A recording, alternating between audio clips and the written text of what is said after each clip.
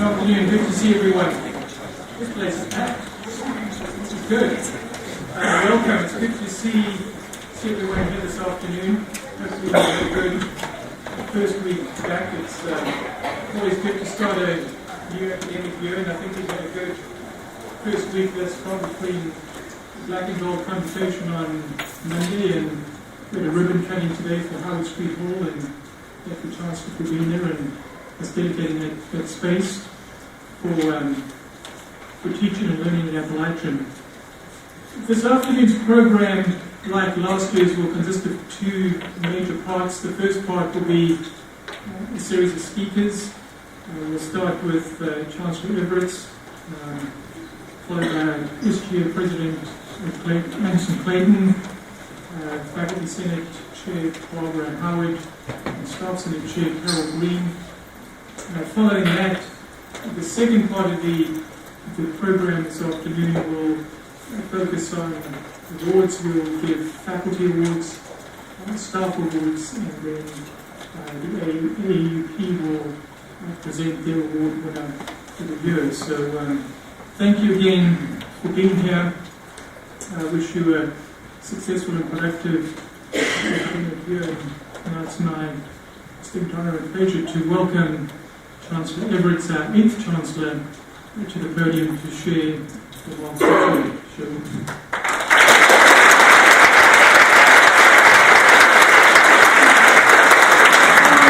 Welcome. Thank you so much for being here today. It's a beautiful day outside, so I'm really admiring your attendance here today. Thank you so much for that. I look forward every year to this opportunity to share where we are and a few thoughts and plans for the year ahead.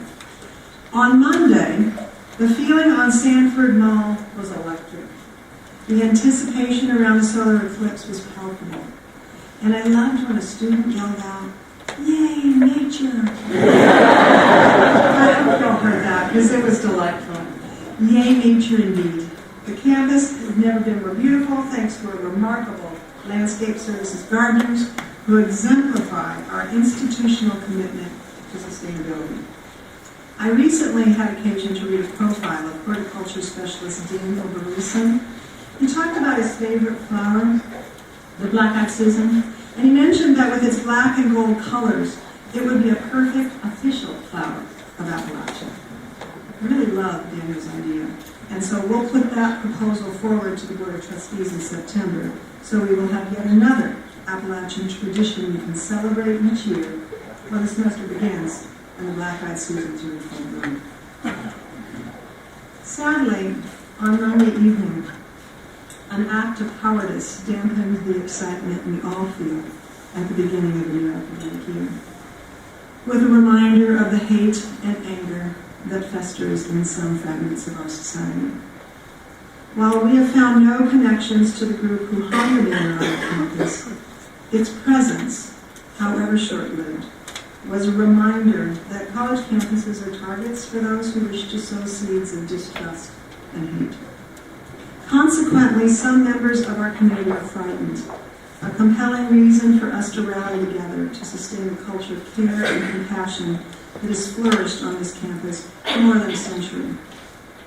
As the appointed leader of this community, it often falls to me to give voice to our collective successes, failures, our policies, and our practices. But this community, and especially our students, look every day to the thinkers, the doers, the leaders throughout our campus who are listening now for assurance and guidance. They want and need to hear your voice. We can all speak up and speak out and assure every student, staff, and faculty member we are here for them and with them. We are fortunate to have important resources so we can all show leadership and commitment to our ideals of valuing all members of our community, even as we work to change our institutional culture for the better. So I thank you for your care, your expertise, and action as we navigate this difficult time. A record number of new deans, vice chancellors, and directors have joined a stable, institutionally wise body of returning professors, directors, administrators, and staff as we take on this critically important complicated, and intersectional work. You, and those who have come before you, have already developed important programs like Appalachian Allies and the Open Door program, which have huge impact across our campus. Under the leadership of new Associate Vice Chancellor for Equity, Diversity, and Compliance, Jordine Blaze. Jordine, welcome. We're glad you're here. These programs will have a formal mechanism to inform and support members of our community, create additional educational and professional development opportunities, build cohort and community support, and bolster what is already taking place on our campus. Our Chief Diversity Officer, Willie Fleming, has revamped the diversity website to better reflect our initiatives. You'll find there a resiliency toolkit, currently featured on the homepage of our website, designed to give students the everyday skills they need to respond effectively to challenges and setbacks. You will also find updates on the progress of the Chancellor's Commission on Diversity proposals and initiatives on which we have been making steady progress. But you'll be hearing more from Willie and Jordine in the coming year as they continue growing and developing the areas and initiatives they lead. We are and have always been unified in our dedication to serving the students on this campus and preparing them for a safe and sustainable future. Over the past year, I have included some reference to sustainability in most of my messages. It's important the word does not lose meaning, and I want to be sure we are clear on what our century-long commitment to sustainability entails. Dr. Lee Ball, where are you? Dr. Lee Ball recently shared one easy-to-grasp definition for sustainability. When everyone and everything, he explained, in any given situation wins, that's sustainable. Let me do that again. That was good. When everyone and everything in any given situation wins, that's sustainable. If a student can resell a book so that it doesn't go to the landfill, that's a win-win. If we support local farmers and provide our community with healthy food, that's a win-win. If we can offer moderately priced childcare for our campus and community, along with opportunities for our students to learn in a professional training environment, that's a win-win. If we can diversify our campus population and nurture multicultural understanding and empathy, that's a win-win. So, we're all going for the win-win. We'll sustain. This is the metric by which we will measure our priorities and the one I've used to measure my goals for the past year and set my goals for the 2017-18 year. So now, let's look at the past year's progress and goals for the coming year. Last year, I identified 4 personal strategic priorities to support your work throughout the upcoming academic year. 1 was to improve and enhance communications. Over the past year, my leadership team and I have worked to hold more frequent open meetings related to our campus master plan, our institutional budgeting process, our areas of academic emphasis, and our institutional mission and strategic plan. Your input in these areas is extremely valuable. We're listening to you, and we hear your feedback. Appalachian faculty and staff have joined me in engaging in U.S. Senate-level bipartisan discussions around issues and initiatives impacting the 13-state Appalachian region. We're providing insight and guidance to this task force as they identify key problems confronting the region and approaches for tackling them, related to education of the workforce, entrepreneurialism and job creation, energy and infrastructure, and rural health. The work you are doing has garnered an increased level of local and state media attention, as our university communications team has increased their efforts and resources towards showcasing the work you do here every day. And because of a more proactive collaboration with the general administration and communications staff, our exposure at GA level has also increased. Regular communications telling our stories are critically important, and we've developed new mechanisms for doing this. Last May, I began a weekly newsletter to keep our campus community informed. On a monthly basis, I send additional communications showcasing our community's accomplishments to our campus, as well as to our university leadership, alumni, parents, and families. Twice each week, news stories and faculty expert interviews from Appalachian are pitched to local, state, and regional media. We're telling Appalachian's story in a more strategic and robust manner than ever before. Feedback from media, from state leadership in Chapel Hill and Raleigh, and from key university supporters has been very positive, and there's much more to come on this front. 2, increase campus efficiency and effectiveness to better meet our strategic goals. Last semester, I told you my approach to increasing our efficiency and effectiveness would be to do more with more. And your administration continues to work to identify physical and financial resources to support you. This morning, as the provost mentioned, I cut the ribbon on Howard Street Hall, which will add about 5,000 square feet of academic space to our main campus, with 2 new classrooms and 21 faculty offices, and those classrooms are full of students. You certainly were. Additional classroom, office, and lab space remain at the top of my priority list. While we recently received the disappointing news that our Sanford Hall renovation did not make it into the state's budget, our funding from Raleigh remains steady, and we are identifying other ways to make those much-needed renovations. We're exploring building residence halls on the Watauga High School property in order to renovate existing residence halls here on our main campus for more and improved laboratory, classroom, and academic office space. Many of you know Appalachian has achieved gold rating from the Sustainability Tracking Assessment and Rating System, or STARS, administered by the Association for the Advancement of Sustainability in Higher Education. This coveted rating is in large part due to the way our faculty have intentionally integrated sustainability into our academic curriculum. We are also examining our institutional business practices, which present opportunities for realizing efficiencies in human and monetary resources. I am prioritizing our Zero Waste Initiative this year and challenging Director of Sustainability Lee Baum and Vice Chancellor for Business Affairs Paul Forte to find ways we can reduce waste and save money through our purchasing efforts. Our goal is to divert 90% of our campus waste from the landfill by the year 2020. I applaud our food services staff for implementing purchasing practices that make it easier to divert waste. Your support and participation are critical as we initiate and encourage best practices in other areas of our campus. Our sustainability leadership continues to make a difference statewide. Every summer, we bring some of the world's most brilliant minds in energy policies and practices to our campus, the Appalachian Energy Summit.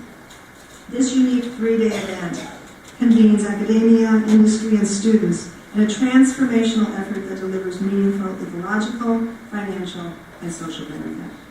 The efforts at this summit have already realized staggering results around reduced energy costs across the UNC system. More than $500 million in energy costs have been avoided through energy efficiency and renewable energy practices since the initiative started in 2004. This summer, the summit emphasized the importance of including diverse and varied viewpoints in developing strategies that promote clean energy production, distribution, and consumption. Finally, what could be more efficient and effective than solid support for our families? Since my first days on campus, I've heard about the challenges parents of young children face as they struggle to balance the load of job or school with taking care of their families. Access to affordable childcare is essential and the right thing to do.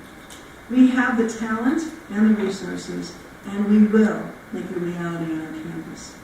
I have approved an architectural study to build new childcare facilities on our campus. This will more than double the number of spaces that are available for your children.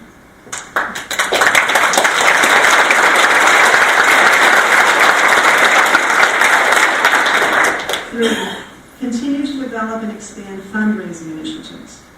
Like me, you have heard heartbreaking stories from students who are facing considerable challenges while earning their Appalachian degrees. This year, we awarded our undergraduate students $4.6 million per year in merit-based scholarships. While this certainly makes significant opportunities available for a number of students at Appalachian, only 4% of our first-year students and 4% of our transfer students received a scholarship.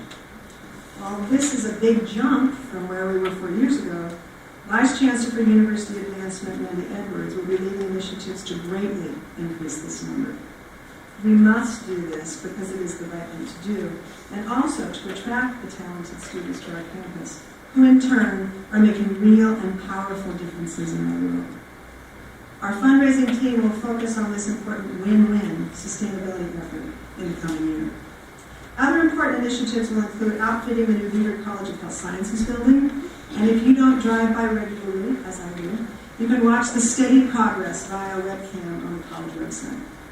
The progress is exciting, and so it is what it will mean for our campus and our community.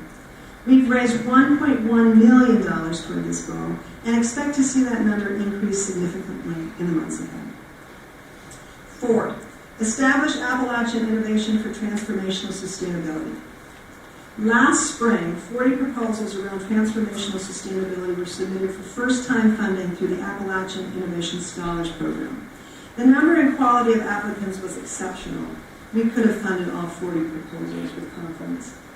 5 were funded initially at $10,000 apiece, and shortly thereafter, thanks to leadership from the Research Institute for Environment, Energy, and Economics and the College of Arts and Sciences, 4 additional projects were funded. The awards went to research projects that reflect one or more of the university's strategic initiatives: sustainability in the areas of economics, equity in the environment, diversity, student research, global learning, wellness and safety, and community and civic engagement. All these strategic initiatives tie into our campus's plan for the new Innovation Campus to be sited at the former Roy Hill Inn property. If you've not been there lately, the site has been prepared to bring our campus vision to life. I would also like to share that the preparation of the site was done with sustainability in mind. Our contractors ensured that as much as possible was reused, reinvented, or recycled. The input from the Innovation Campus Working Group, administrative leadership, the deans, faculty, staff, students, and our master planning process are making it possible for us to move forward strategically, innovatively, and sustainably. Certainly, you are aware of the success of our solar vehicle team, which brought home a second place from the 2017 Formula Sun Grand Prix. The team, led so capably by graduate student Dan Blakely, put in thousands of hours of preparation for 3 days of intense strategy and track racing. The annual race, which took place this year on the Circuit of the Americas track in Austin, Texas, is a little hot, is an international collegiate endurance competition that sets the standards for and tests the limits of solar vehicle technology. This is our second year of the race and our second podium achievement for the team, which took 3rd place in the race last year. And it's important to note, this year we took 2nd place, and we also took 1st place in the most sustainable category. We are second only to UC Berkeley. That's pretty good company in which to be.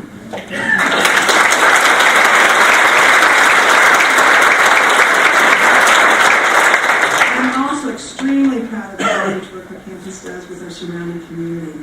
The College of Education is collaborating with Winston-Salem Forsyth County Schools and a laboratory school program to enhance student education and outcomes in K-8 classrooms and low-performing school districts across the state. And in the College of Fine and Applied Arts and the Hayes School of Music, we're partnering with Downtown Boon's historic Appalachian Theater to provide increased access to the arts for our community and additional hands-on experience for our students. Additionally, the Walker College of Business continues to do important work in promoting sustainable business and best practices. The 3rd annual Business for Good gathering is scheduled in early December with Robert F. Kennedy Jr. as the keynote speaker. These win-wins are to your credit, as you all have developed, fostered, and continue to bring to fruition projects that benefit our campus, our community, and our society. Please be sure to share your innovation projects through your dean's office so that we can add them to our points of pride. Even as we continue to make important progress in these key areas here at home, my priorities for the coming year also include meeting important UNC system goals. The UNC system strategic plan metrics require that we focus on increasing enrollment and achievement for low-income and rural students, as well as in critical workforce programs such as healthcare, STEM, and teacher education. These initiatives are ambitious, but achievable, and they are consistent with our founder's mission to increase access to education for those students who otherwise would not have the opportunity to achieve a college education. We're positioned well to achieve these goals. And in the coming weeks, look to academic affairs to provide details and answer questions about our goals, strategies, and tactics to meet these changes and charges over the next 5 years. We have held fast to the strategic intention of achieving slow and steady growth, all the while understanding that we must have a sound foundation to ensure the highest quality, transformational Appalachian experience for which we're known. Projections and early estimates for this year, and I promise to stress that these were projections, so these are projections, show us with the largest first-year class in Appalachian's history. Our total headcount projection stands at 18,618 students. This is a 1.8% increase, well within our normal slow and steady growth of 1.5 to 2% each year. We estimate 3,300 new first-year students and 1,300 transfer students join the community this fall. In addition, this first-year class is also the most diverse in Appalachian's history, with 18% of our students identifying as traditionally underrepresented. Together, we focus on retention. We have solid first-year cohort retention rates, and while I expect these numbers to rise, I want to recognize the good work we are already doing together to not only recruit, but to retain our students. Our retention rates for African American and Hispanic students in particular exceed our overall retention, with African American student retention above 94%. That's phenomenal, people. Congratulations.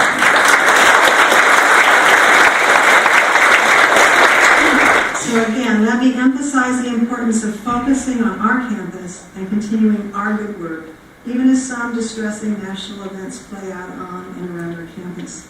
We're making real and powerful differences on our campus, in our community, and in our world. I leave you with this thought. Appalachian has been defining sustainability since 1899. We continue to do so each and every day. Even as we navigate significant challenges, we remain bold, pioneering, and optimistic. Thank you for the work you do each day, and thank you for the time this afternoon. Thank you.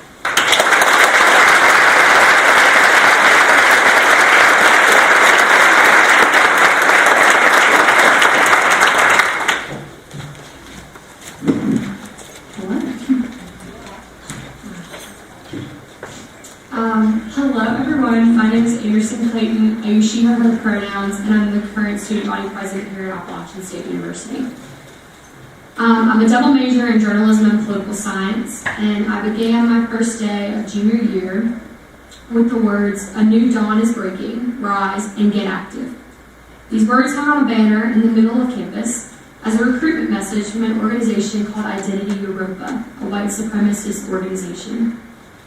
Tuesday morning, I began getting emails and texts and calls from students who were looking for answers of what to do next. Answers that I don't think necessarily exist, at least not in the way I would like them to. And I know you're wondering why I chose this particular topic at a Welcome Back event, but I think that the topic that we're talking about is prevalent because it's going on across the country right now. And my simple answer is because it matters. Some of you may see this as just a banner, but students see it as more. We see it as a direct threat to the safety of marginalized communities. We see it as an attack on basic human rights. We see it as a hazard to our students' success in the classroom. Students are concerned and they're asking what's next.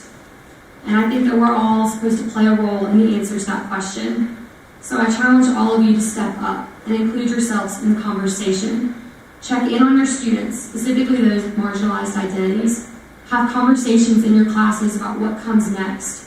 Familiarize yourself with resources that are available to students so that you know when they come to you and ask you those questions. And most importantly, let students know that you care, that you're concerned for them, and that you want the best for their well-being at this university.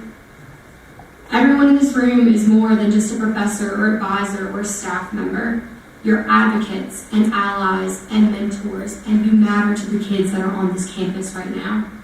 You're members of the Appalachian community, and you have the power to weigh in on how inclusive this community gets to be. And I want to thank all of you for what you do and to make this place somewhere that I can call home. The best professors that I've had at this university have been the ones that say, Anderson, how's your day going? How can I help you? What can I do?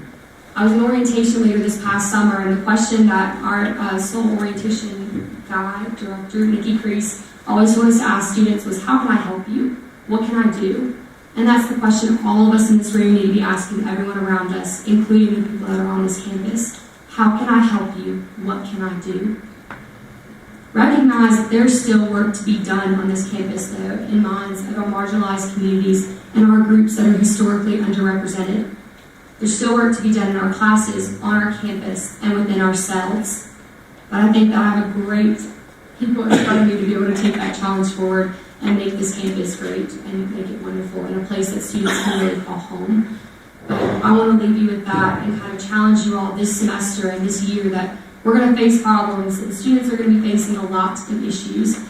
And we're going to be coming to you, we're going to be asking you what's next. And even though you may not have the answer, you do have the ability to say, I don't know, but we're going to face it together. And that's what we need to do. So thank you very much. I hope you have a wonderful start to this year. And just thank you for all that you do on this campus to make Appalachian a place that I call home.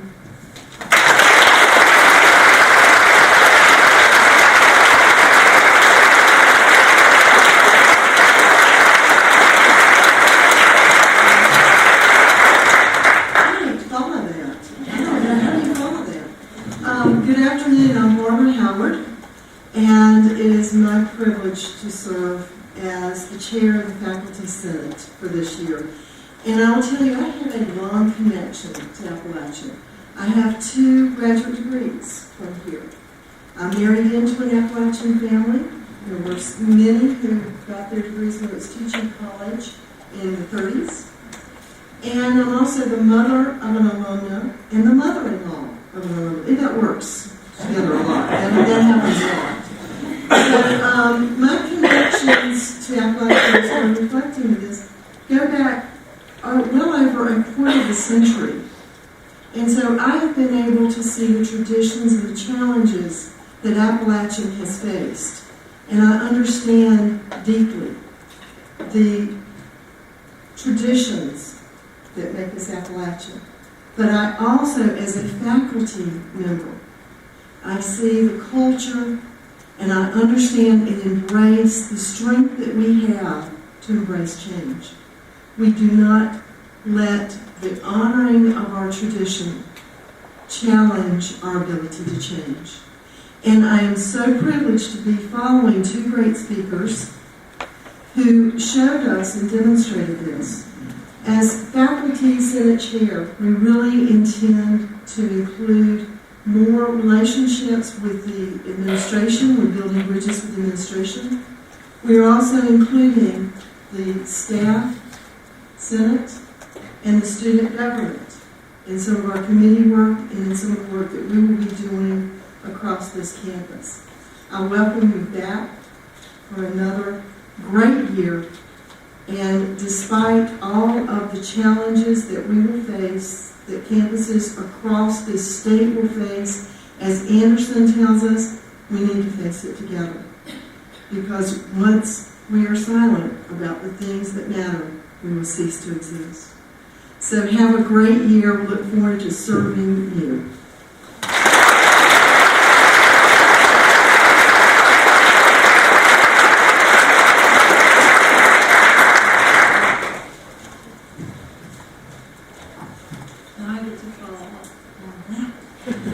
Good afternoon. I'm Carol Green, and I'm this year's Chair of Staff Senate. It is an honor to have the opportunity to speak with you before we recognize the outstanding accomplishments of faculty and staff. I became involved with Staff Senate 3 years ago to meet people outside my department and to find ways to be engaged on campus. The people that I met inspired me with their dedication to the university, their passion for helping our community, and most of all, with their concern for the well-being of everyone on campus. I knew this was the opportunity for campus engagement that I sought. And now, as the Chair of Staff Senate, I'm learning valuable professional skills, including public speaking, while promoting the mission of the organization. One of our our goals for Staff Senate this year is to foster leadership development. Students, faculty, and staff are continually collaborating to create, promote, and implement university objectives. When decisions are being made that affect the entire university community, it is vital to have all voices at the table. Staff Senate endeavors to be that resource on campus, providing staff leaders who represent the broad and varied interests of university employees. In my effort to promote staff leadership, I started considering what qualities are exhibited by leaders on campus. There are 3 characteristics that stand out to me. Leaders care, leaders challenge, and leaders create opportunities. I want to share a few ways these elements are evidenced on our campus, and we've already heard many ways from our other campus leaders of how they are evidenced. Leaders care. This is perhaps the most evident quality of our leaders on campus. It's clear that the staff, faculty, and student leaders truly care about the people who make up this university. Through service events like App Kids and campus partnerships like our food and coat drive with the Office of University Sustainability, staff cares about the well-being of students. We care about the advancement of knowledge, and we care about our place in the world. Leaders challenge. At Appalachian, committee chairs, faculty mentors, deans, advisors, and many others challenge those around them to achieve. Leaders also challenge themselves to be better, to reach higher, and to model how to give and receive feedback. Through Staff Senate committee involvement, staff are challenged to facilitate positive change on our campus and in our community. And in a wide variety of professional development opportunities that also challenge employees to learn new skills and to attend to their work-life balance. And lastly, leaders create opportunities. Leaders create the space for others to be successful. They create the conditions for the university to be successful. Staff Senate strives to be opportunity makers. We want to hear the voices of our colleagues and find new and innovative ways to work together as a group. My hope for this year is that we will all find those moments when we can share these qualities of leadership, from caring about one another and our mutual successes and struggles, to challenging each other to do better and to be better, while also striving to create opportunities through connection and intentional dialogue. And so looking forward to the coming year, I ask you, in what ways will you show that you care? How will you challenge yourself and others? And what opportunities will you create? Thank you for the time to speak with you today, and I look forward to a productive year of collaboration.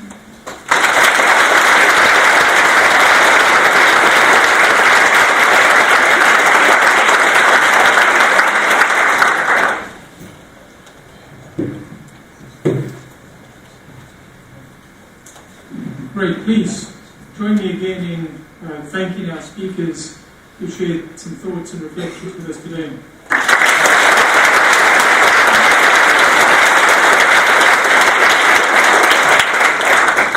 I think, leadership indicates if we have the determination to collaborate and work together, we can certainly move mountains and overcome challenges and build on our strengths. So I look forward to a good year ahead of us.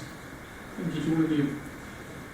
As I indicated when we started this afternoon, the second part of the program recognizes faculty, staff in terms of awards and recognitions, and so we move into that part of the program. In 1993, the UNC Board of Governors and the General Administration of the North Carolina system called for a review of mission statements, tenure policies, and criteria for making personnel decisions at its campus institutions. The review asked that each institution recognize teaching as a core function on each campus. The commitment to teaching has always been the heart and soul of Appalachian's mission, and has over the years served as the foundation of its overall success. Our mission statement is clear in this regard, and in part reads, quote, "With instruction as its primary mission, the university is committed to excellence in teaching and the fostering of scholarship," unquote. And indeed, many of Appalachian's faculty members are teaching award winners. They're probably with us in the room as well as watching us on the live stream. These persons have been singled out as representatives of the excellent professional work carried on by the faculty across our campus. Each year, in addition to the recognitions which occur within our individual colleges, the UNC Board of Governors sponsors a program of state and campus teaching awards. It is now my privilege to recognize Appalachian's recipient of the Board of Governors Award for Excellence in Teaching, Dr. Tracy Smith.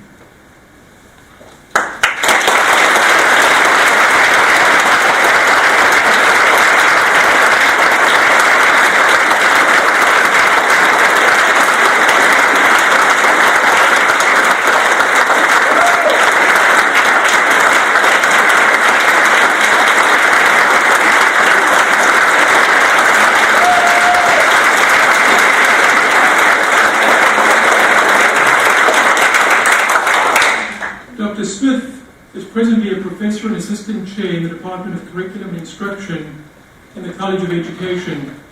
She came to the Appalachian campus in 2000 and has taught 23 different courses for undergraduate, master's and doctoral students, both on campus and at the university's satellite campuses.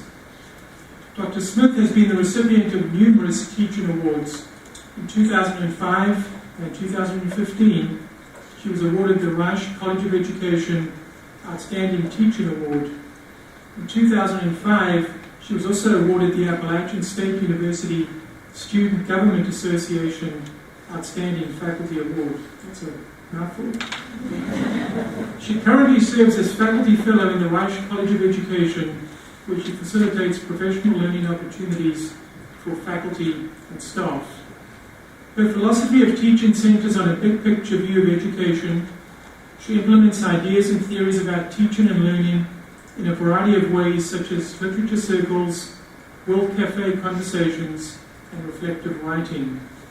One of Dr. Smith's colleagues stated, quote, "Tracy is the consummate faculty. She listens, she builds, she mentors, and she contributes in so many tangible and intangible ways," unquote. The many contributions in support to Appalachian Teaching's mission are commendable. Please join me again in congratulating Tracy on her award.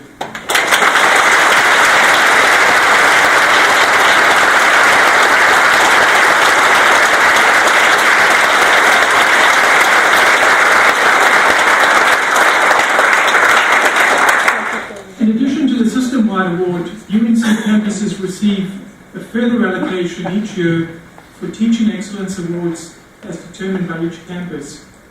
The selection committee recommended the annual allocation be awarded as follows: one award of $1,500 to be given to the first runner-up, and subsequent $1,000 awards to be given to faculty members who teach at the baccalaureate division and who receive the most votes from the committee. It is now my privilege to recognize the recipients of these awards. And as your name is called, please repeat what Tracy did. Come up.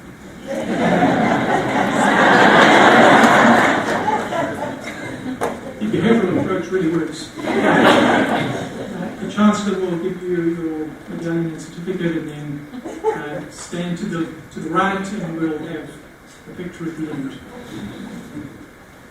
First, our runner-up to the system-wide award, Dr. Cynthia Lutkus-Pierce, Professor of the Department of Geology.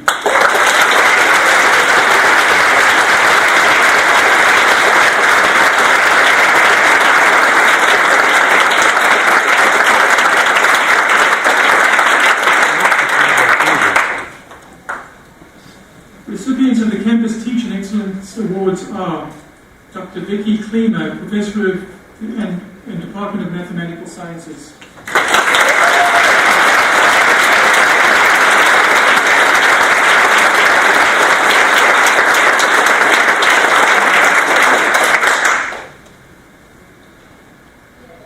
Dr. Leslie Bradbury, Professor, Department of Curriculum and Instruction.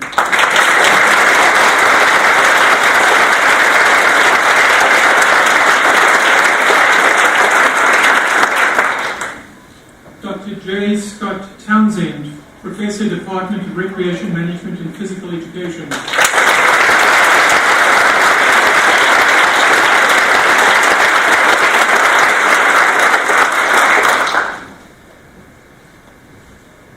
Saskia van der Gavel, Associate Professor, Geography and Planning.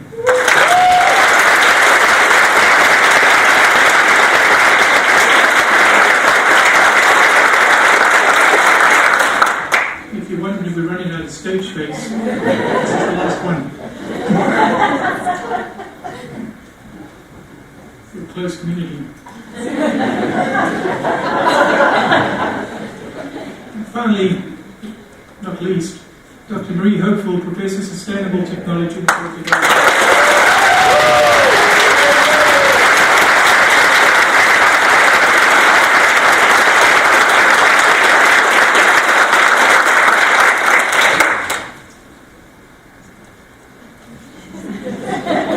Everyone in the least.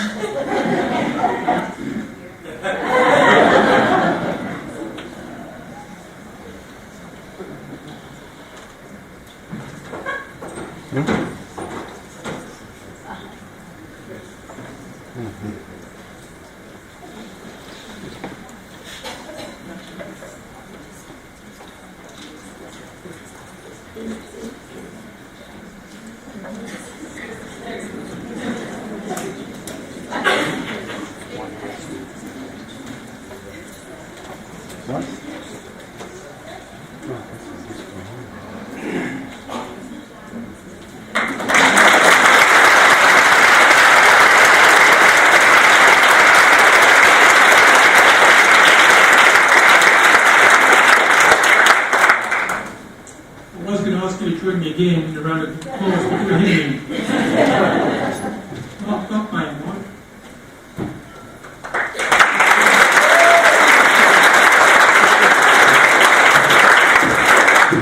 Hi. Happy Friday.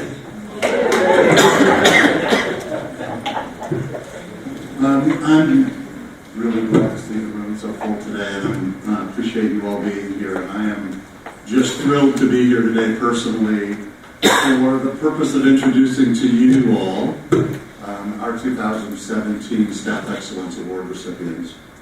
Each year, Appalachian State University recognizes up to 4 staff in recognition of exemplary service, commitment, collegiality, and leadership. I will say that this process that we undertake every year is really an inspiring one, in that we take nominations and we receive a lot of them, and I'll talk about that in a moment. And we read what colleagues say about colleagues, and we go through a difficult process of identifying, which 4 will be recipients in a particular year. But it reaffirms for us every year just the extent to which we have exceptional people that make up our campus community. And this is one of the processes that really affirms that. These are people who model our organizational values, who support one another, and who support the academic mission of our university through excellent service. So this year, we received nominations, in some cases multiple nominations for an individual, for 47 of our campus colleagues, each one of which is very deserving of recognition for their excellent service. Special thanks to those of you who took time and paid attention to what people were doing, and then took time out of your busy schedules to send us a note and to tell us about the great things that you're observing out there across the campus and witnessing with your colleagues.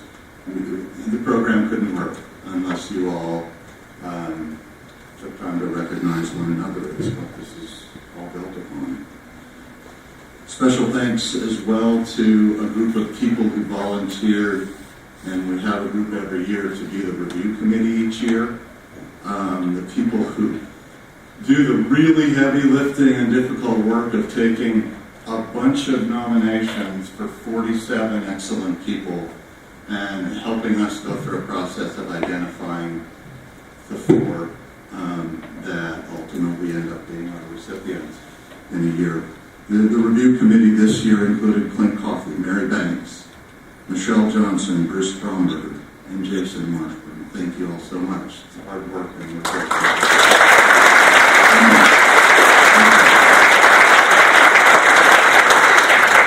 Carol left out, but thanks to the Staff Senate for, where is she? There she is.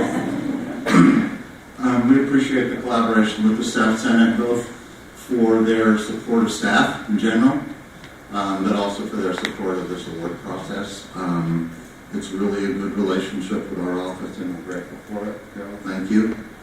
Thanks to Chancellor Everett and Provost Kruger for putting this important recognition on this stage. It wasn't always here, and we're really grateful. We think it's deserving of it, and we're appreciative that it's allowed to be on this.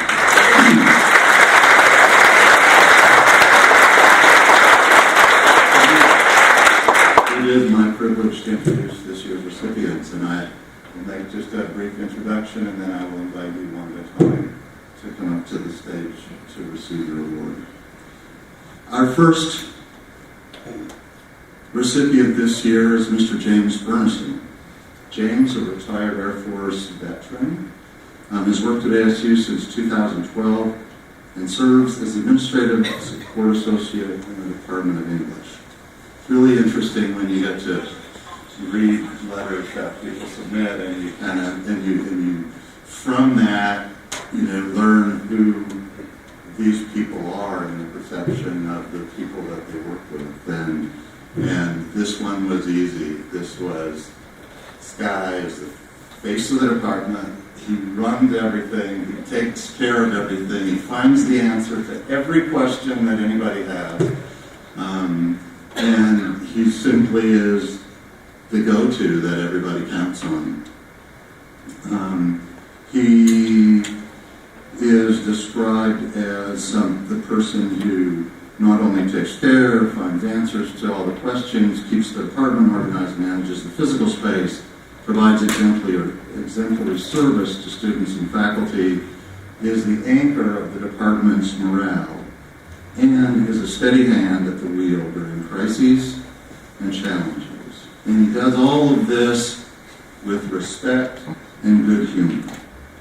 Jim is also a generous and active community volunteer and is described as simply, one of my favorite lines all year, a great model of a human being. Thank you, Jim. Would you please come and receive your award?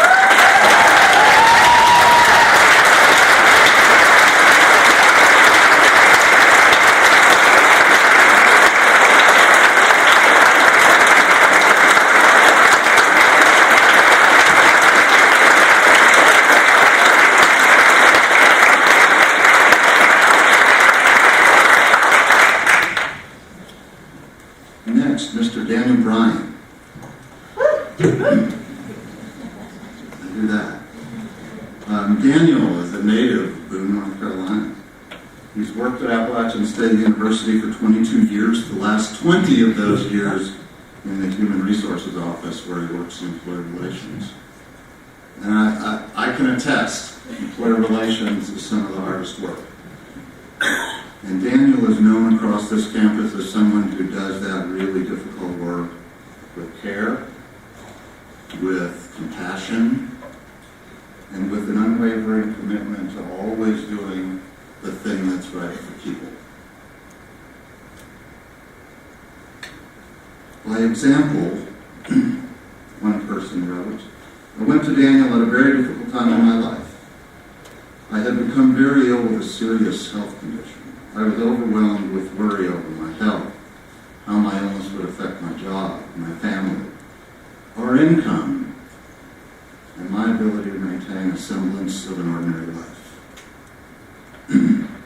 Daniel spent hours and hours with me, explaining benefits and resources available, helping me all along the way to keep track of forms and paperwork, and reassuring me. I regained my health and returned to my job. If not for Daniel, I probably would no longer be a member of the Appalachian family. It's because of Daniel that I was able to resume a regular life post-illness. Thank you, Daniel, for impacting people's lives. Please come and receive your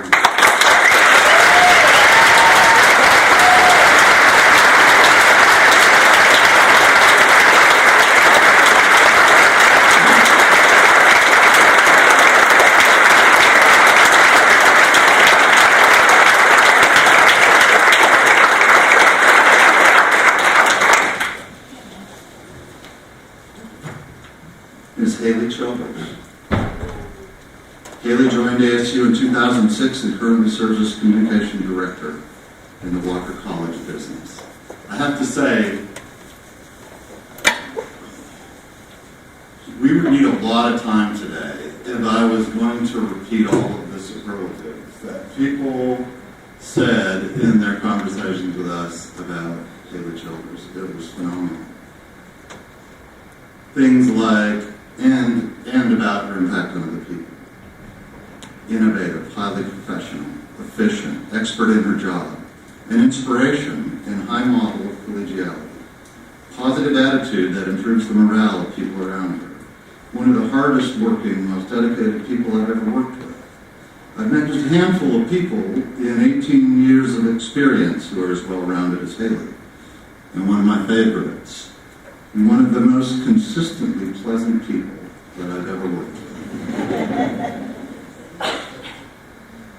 Collectively, what all of those compliments are saying is that individually we are better, our college is better, and our university is better because of Haley's excellence. Thank you, Haley. Would you please come and receive?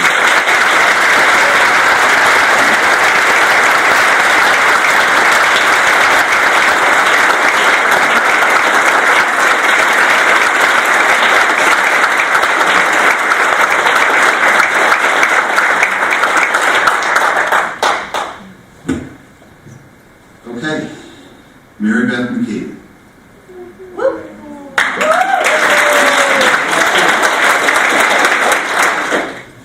Mary Beth has worked at ASU in the Learning Technology Services area for 15 years. She currently serves as Instructional Technology Consultant at the Center for Academic Excellence, consulting with faculty members who wish to integrate technology into their teaching.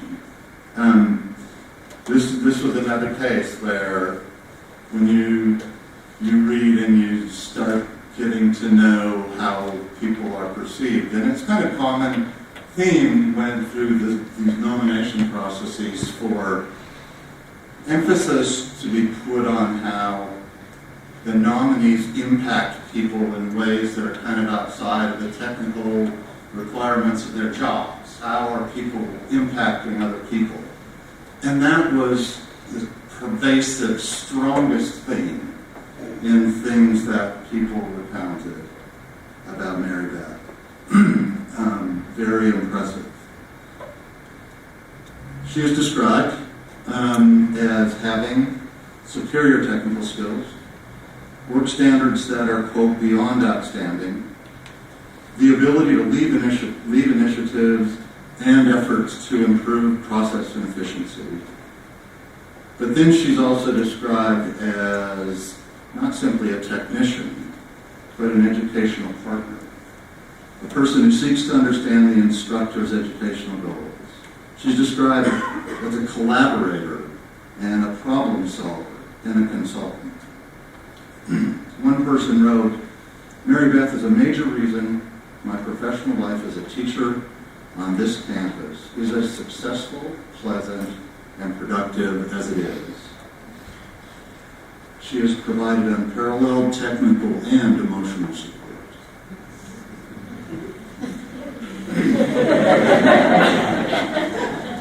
We all need so. Another wrote, in life and business, you are either giving pain or taking pain away. Mary Beth takes pain.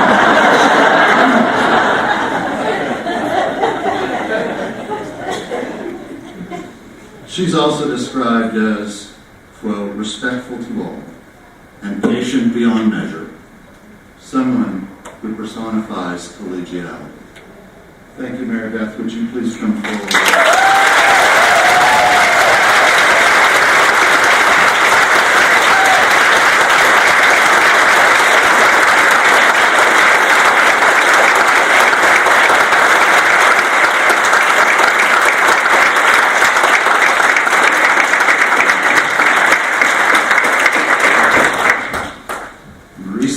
exit left. Anybody want?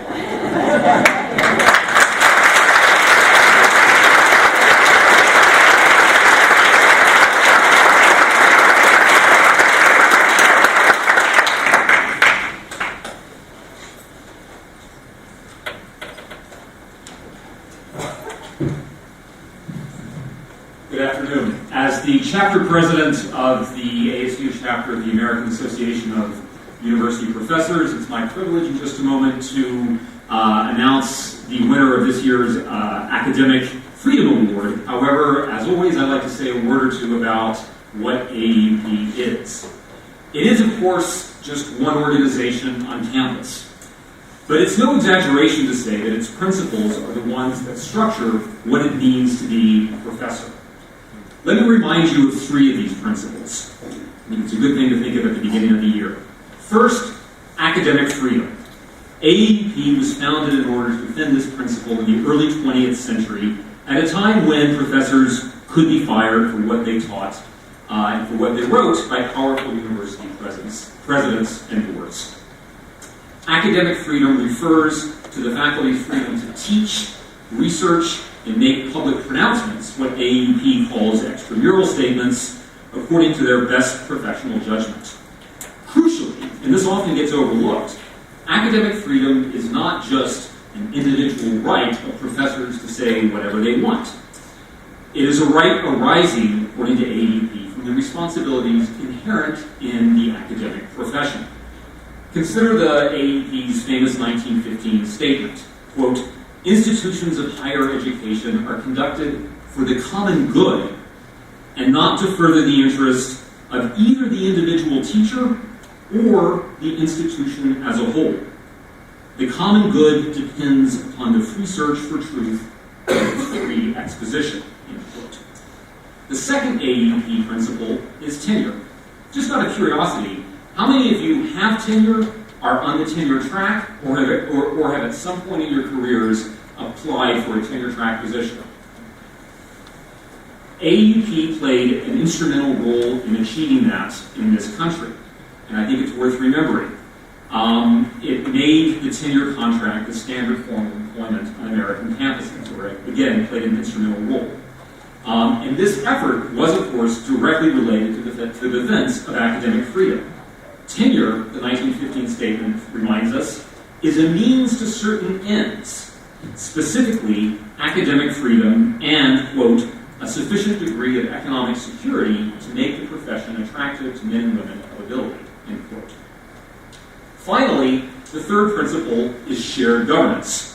The idea that faculty, in collaboration with administrators and boards, participate significantly in the business of running their institutions, a goal that has historically been embodied by faculty senates. I was delighted to hear our new president's remarks just a moment ago.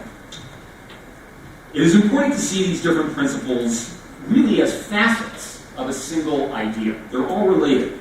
Because genuine truth and knowledge can never be simply dictated, an institution dedicated to their pursuit requires freedom. Individuals pursuing work of this kind require protection and security, hence tenure. And if a university founded on the pursuit of truth and knowledge is to keep on course, those whose primary interests are bound to these pursuits, i.e. the professorate, must participate in shaping their institution's direction. AAUP matters because whatever your view about the organization or its members, it has historically been the conscience of our profession. AAUP's principles are not simply important. They define what a university is. The question higher education confronts at present is, quite simply, do universities have a future? By the post-war period, AAUP's three principles had become self-evident in most American campuses and helped them to earn their global reputation. In the past decades, these principles have faced significant headwinds, and the bond uniting them has begun to unravel. There are any number of reasons for these trends: declining state support, budget cuts, the rise of corporatization in the business model, a shift from tenure to contingent contracts, administrative bloat.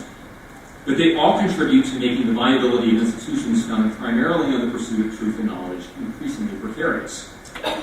Consider some issues AEP has been involved with in North Carolina only in recent months. On August 1st, the UNC Board of Governors voted to place limits on the activities of UNC's Civil Rights Center to engage in certain activities, notably litigation, which frequently serves underrepresented communities, despite the fact that experiential learning of this kind is commonplace in law schools across the country and expected by accreditors. Recently, at Chapel Hill, a history professor who had been outspoken about that campus's academics athletics scandal a number of years ago, and who had designed and taught a popular course on that very topic, was denied the right to teach that class after his chair was pressured to do so by top university administrators. Finally, this summer, a piece of legislation was adopted by the legislature of the state entitled Restore Campus Freedom Speech, and it came into law in the name of the lofty goal, presumably lofty goal of protecting free, or allegedly lofty goal in this case, of protecting free speech on campus. It threatens disciplinary action against those deemed as infringing, as it defines it, the free speech of others, and requires campuses to remain neutral on political issues. Principles like academic freedom are always going to be on shaky ground, as they must constantly be defended if they're to thrive. These recent trends suggest, however, that we have entered a moment that is particularly precarious. AEP's membership also asks me to express a number of concerns that I will very briefly mention before turning to the award. First, on this campus, we need to look seriously at our grievance system. Faculty involvement in grievances is an integral part of shared governance. But involvement is not enough. Faculty representatives in grievance cases need to know there is a reasonable chance administrators will accept their recommendations. A system in which faculty recommendations are systematically ignored is shared governance in name only. Second, in an age when privatization and corporate models have become so central to higher education, we must remember that you cannot have a university and outsource the task of education to private corporations. We don't have to have a university. We could adopt a new name. Appalachian Mountaineers and Education Common. But to be a university, you need tenured professors deciding, consistent with the highest professional standards, what students will learn. Corporations have plenty of roles to play in our society. Making educational decisions is not one of them. About an hour ago, the price of the shares of Pearson PLC, the parent company of Pearson Education, was up 17 cents on NASDAQ at $7.96 a share. What the stock price is, I don't care. It's the fact that they are on the stock market and have to account to shareholders that is the problem. And the reason why we should reconsider the role that we are giving them on this campus.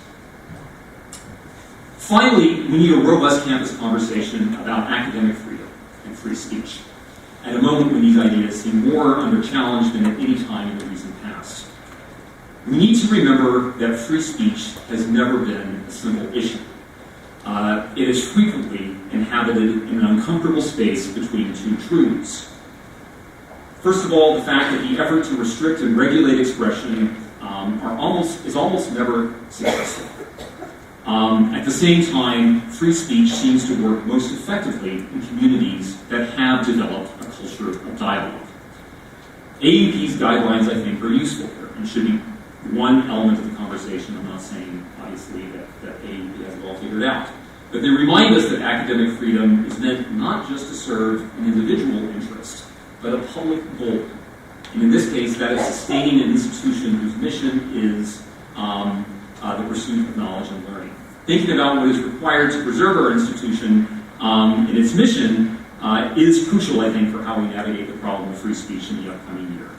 I'd briefly like to encourage everyone to consider, especially faculty, to consider attending our first chapter meeting on September 8th of 2017, place to be announced. I'd now like to return to recognition of an individual that our chapter feels has exemplified the principles that of this organization that I've just been explaining. The recipient this year, I'm very pleased to say, is a colleague that I have great esteem for, as do many of you, Dr. Nancy Love of Government and Justice. Government and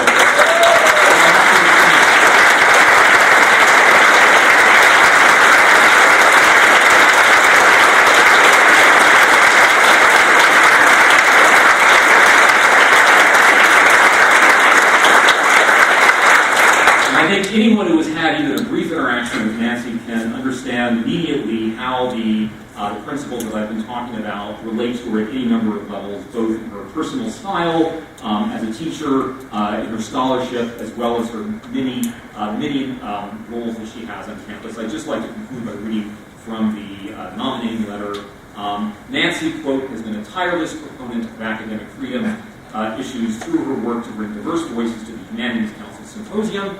Largely through her initiative and connections, she has brought great speakers to campus. She is coordinating a public lecture and appearances by Tim Snyder, which I encourage you all to attend on our campus in the region this coming fall. She is involved with NAACP and a variety of outreach organizations, such as the Latin Immigration Justice Committee, or work embodies the values and priorities of AUP. We are fortunate to have a scholar and a human such as Nancy on campus. She gets a plaque. It's not quite ready yet, but I'd like thank you.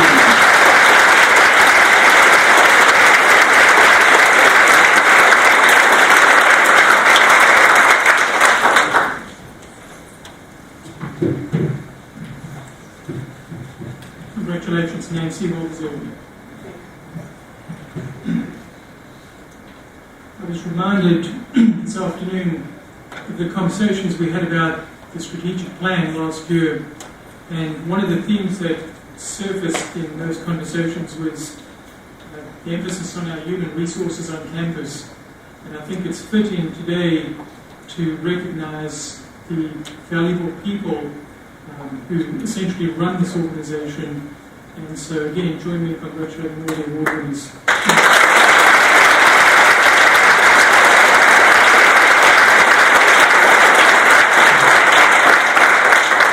Of course, we're lifelong learners in higher education.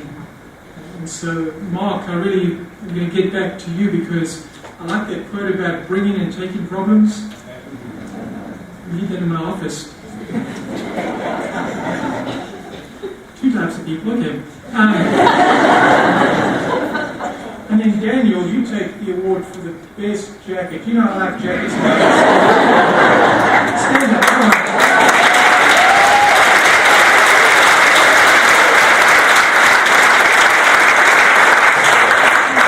I've got a nice red jacket, but I need a yellow jacket for that, so I need to compare shopping notes with you. Anyway, thank you again for being here today. I invite everyone to the solarium where we can continue fellowship and conversation and speak about summer adventures and what lies ahead for us. I'd like to thank our food services for the outstanding job that they do at these events, and I'm certain that this afternoon's event will be no different. And then the Hayes School of Music for their support at the reception as well. And finally, last but not least, I want to thank Sonia Long and Kathy Ray. Are you here with us? Down